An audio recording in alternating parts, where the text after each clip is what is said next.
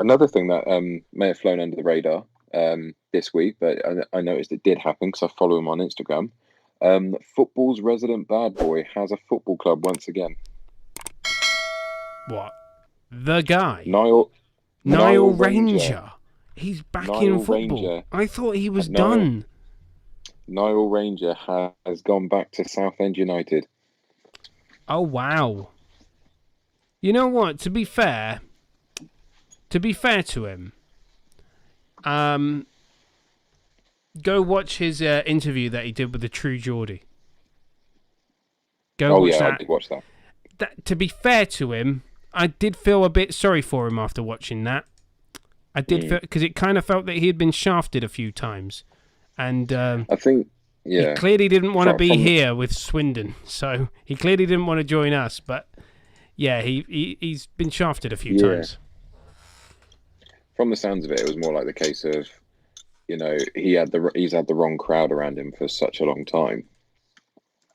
But then again, those have been his boys, So if you listen to the beginning of it, he sounds like he was quite humble because obviously he went to the best footballing academy in England, in my opinion, the Southampton Football Academy. And it sounds like, he sounded quite humble at the start of it, but then I think a lot of things happened at Newcastle where it felt like a lot of smoke was being blown up his ass by. Well, he went big time, didn't he? Different managers. I think he went big time too quickly. But he was good at Newcastle when he in his early days at Newcastle. He was a good player. He was showing exactly what. But then I just think of did you see the story about Ravel Morrison this week? Oh no, I've noticed he's without a club for the umpteenth time. He used to play for Marseille. He is. It's come out this week that he used to steal football boots from Wayne Rooney, and I think it was Rio Ferdinand, because they used to get shipments. So the thing he said was they used to get shipments of 30, because they were such big players of boots. So he would just steal a couple of pairs and sell them so that he could feed his family. Oh wow! Even though you would think, being a professional footballer, you'd be earning quite a lot of money, but no, apparently not. But yes, he is without a club. He was at Den Haag, but alas, no longer. Yeah, as much as we talk about footballers earning some astronomical wages, there have been some. A lot of people look at the football players saying, you don't really do that much to earn that money. But then again, you've got to look at how some of the clubs are run and some of the really, really poor wages that they put people on.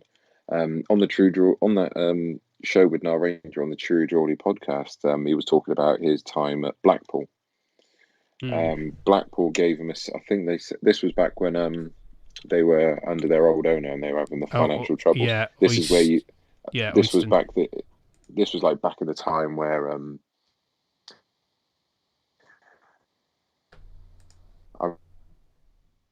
remember footage of it on soccer. Was trying to the owner, but Ranger opened up about the contract he was given. They gave him a basic flat rate of £50 a week, and they gave him additional 500.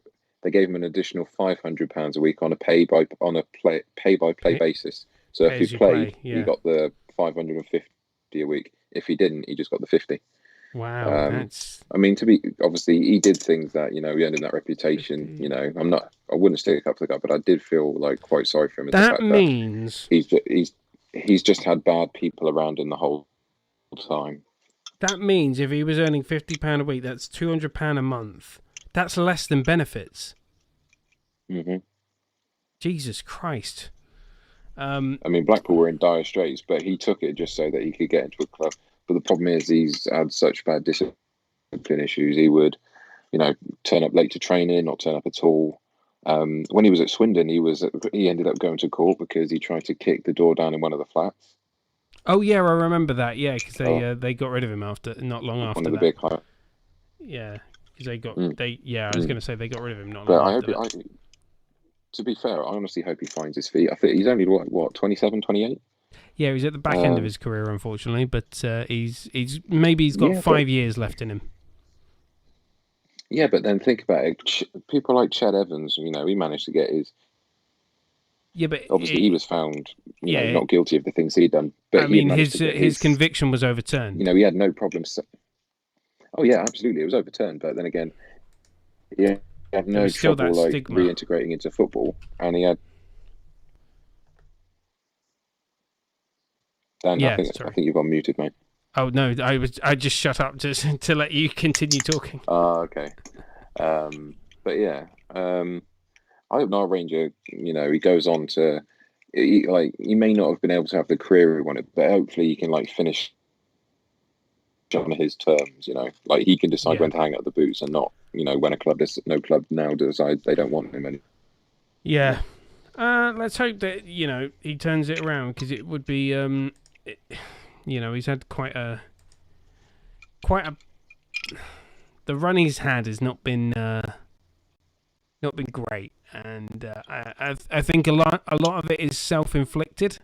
He's made so many mistakes, and if you do watch that True Geordie podcast, the one thing you will take away from him is he doesn't learn lessons. And I'm just hoping, fingers crossed, touch wood, and I don't know the guy personally, but I'd just like to see him just have a shot and not mess it up. And if it does get messed up, guarantee you it'll probably be him that messes it up. But I hope he doesn't. I hope he has truly learned this time, because I think this is his last chance. Although we've said that about, people have said that about him before, and it's clearly not. But I think this is it. This is it for him now. This is his last chance. So good luck to him. I want him to do well. I hope he does well for his own mental health, his own sake as well. Because if he can just do anything for Southend at the moment, they're facing relegation. If he can help them stay in the Football League, then I think that would give him an enormous amount of self-satisfaction, which I think he needs, because I think he's quite fragile. But